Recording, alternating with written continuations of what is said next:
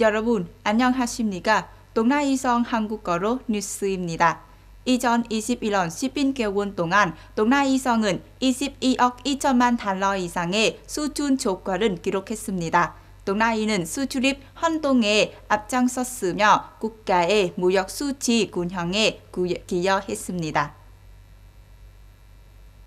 특히 지난 10개월 동안 동나이의 수출액은 192억 달러로 추산되어 같은 기간에 비해 13% 이상 증가했습니다. 그중 외국인 투자가 있는 경제 부문은 150억 달러 이상에 도달했으며 같은 기간에 비해 거의 20% 증가했습니다. 고무, 섬유와 모든 종류의 온세, 컴퓨터와 전자제품 및 부품과 목제품, 기계 및 장비, 예비 부품 같은 성의 인부 주요 제품은 성장률은 보여줍니다. 미국은 여전히 55억 달러 이상의 매출액을 자랑하는 동나이의 가장 큰 수출 시장이며 거의 29%를 차지합니다. 지난 12개월 동안 동나이의 수입액은 169억 달러에 달했습니다. 동나이의 수입 제품은 생산을 위한 주로 기계 및 장비, 예비 부품, 화학 문진과 원료입니다. 따라서 2021년 12개월 동안 동나이는 22억 2천만 달러 이상의 수출 조과를 기록했습니다.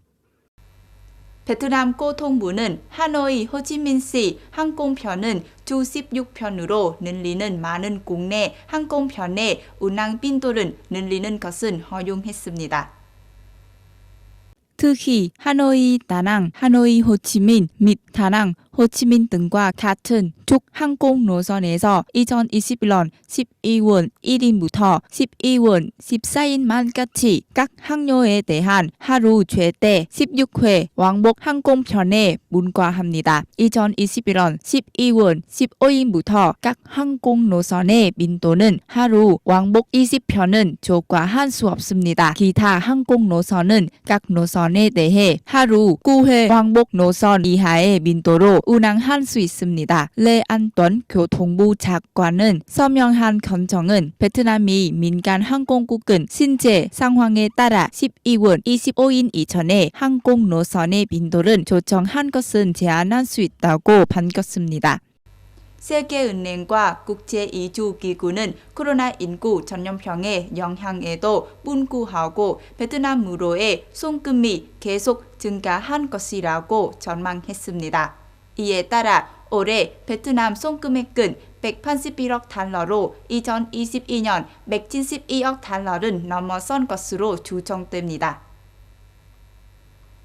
베트남의 송금액은 181억 달러로 송금에 대해서는 세계 8위, 아시아 태평양 지역의 3위를 차지한 것입니다. 저소득 및 중간소득 국가로의 총 송금액은 올해 10.3% 증가한 5,890억 달러를 기록했습니다. 2022년 송금액은 2.6% 증가한 것으로 예상됩니다. 전 세계적으로 경제 성장을 비롯한 송금에 대한 가장 큰 위험은 코로나19 감염 사례가 다시 증가, 이동 제한의 복권입니다. 또한 경기가 회복된 때에 재정, 무양책과 인자리 지원 프로그램은 종료하면 송금액도 줄어들 수 있습니다.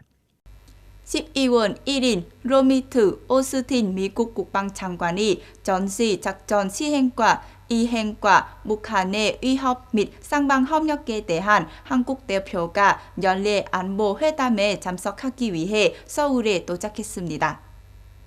오스틴 장관은 한미 동맹은 공동의 가치와 원칙에 기반으로 건설되는 동반자 관계라고 물었습니다. 미국 펜타곤의 지도자는 한국 모호에 대한 철의 약속은 강조하기도 했습니다. 오스틴 장관은 제53자 안보협회 회의 참석을 위해 삼민 간의 방문은 시작하며 서울에서 연설하면서 누구도 신뢰할 수 있는 파트너 없이 긴 여정은 시작하면 안 됩니다. 모든 위험은 함께 직면한 때 더 좋다는 것은 모두가 이해하고 있기 때문입니다. 그 이상은 지평선 너머를 바라보고 또 전에 맞서려는 우리의 노력은 이끈다고 말했습니다.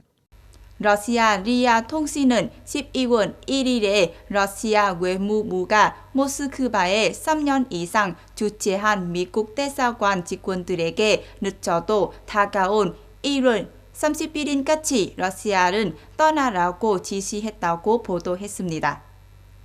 이번 조치는 지난주 아나톨리 안토니프 주미 러시아 대사가 27명의 러시아 외교관과 그들의 가족이 미국에서 추방되었으며 내년 1월 30일에 떠난 것이라고 밝힌 데 따른 것입니다. 마리아 자하로바 러시아 외무부 대변인은 기자회견에서 적절하게 대응하겠다고 말했습니다. 그는 모스크바에 3년 이상 체류한 미국 대사관 직원은 1월 31일 이전에 러시아를 떠나야 한다고 덧붙였습니다. 러시아와 미국의 관계는 현재 냉전 이후 가장 낮은 수준에 있습니다.